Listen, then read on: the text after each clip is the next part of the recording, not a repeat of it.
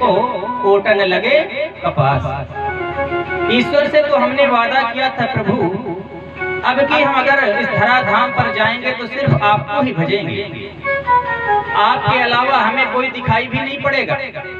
पर यहाँ आकर के क्या करते हैं कि मातु पितु भ्रात परिवार अपना लिया,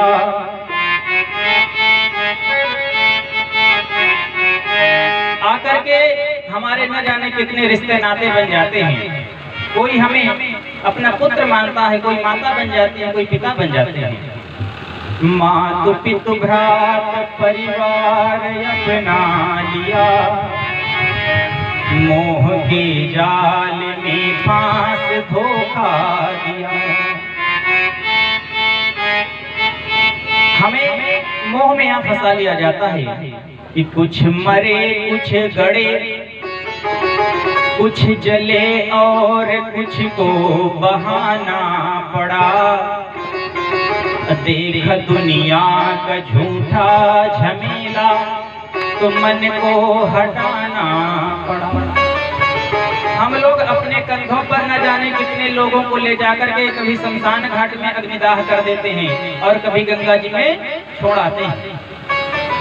पर फिर भी इतना सब देखने के बाद भी हमारी प्रवृत्ति नहीं बदलती है कि पड़ गए प्रेमियों की अजब चाल में, उम्र खोई वृथा के बुरे ख्याल में।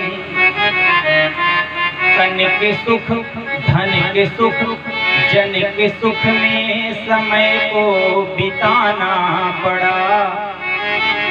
देख दुनिया का झूठा झमेला तो मन को हटाना पड़ा।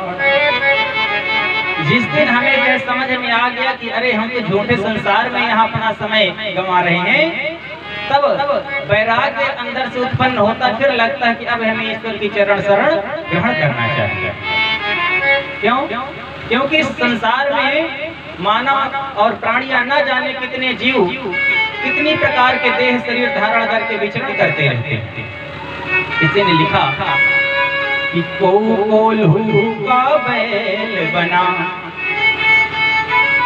दिन रात दिए छपनी चख घूमत हैं। कि को हस्ती बना पगसा कलिए, परिबंधन में नित झूमत हैं। को स्वान हिलावत पूछ रहे, अद्भुत कार्यों पे पग चूमत है। कवि चंचल देह अनेक धरे, यह जीव इतै उत घूमत है। यह जीव न जाने कितने प्रकार के शरीर धारण करके इधर और उधर घूमता रहता है। क्यों? क्योंकि जैसा हमने कर्म किया उसके अनुसार ही हमें शरीर प्राप्त हुआ। हमने अच्छा कर्म किया तो हमें मनुष्य शरीर मिल गया।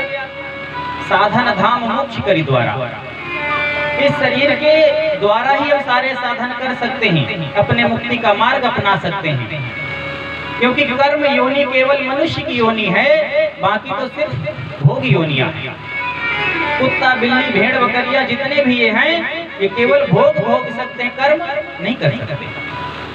पर मनुष्य है कि अपने कर्म के माध्यम से अपने जीवन को संवारता है और भगवान की चरण शरण ग्रहण करके परमात्मा की धाम को भी प्राप्त कर लेता है। लेकिन हमें आवश्यकता होती कि जब इस संसार की मोह नातों से हमें वैराग्य उत्पन्न हो जाए तब। अब वैराग्य होना इतना सहज बात नहीं, हाँ, जिसमें हमने सारा जीवन गुजार दिया, तो इतना जल्दी वैराग्य कैसे उनके बीच में घर में हो सकता है। कभी कभी जब हम लोग शमशान में जाते हैं किसी चिता को अपने कंधे पर लेकर, तो वहाँ हमारे हृदय में बहुत वैराग्य आता है और तब लगता है कि अरे क्या रखा है दुनिया में, देखो सब झूठा है, कितना अच्छा था बेचारा, सब छोड़ के आज जा रहा है। एक दिन हमको भी ऐसे ही चले जाना है। तो कुछ समय के लिए वहां वैराग्य आया, और जैसे ही शमशान से अपने घर को लौटते हैं सारा ज्ञान वही का वही रह जाता है। फिर हम आकर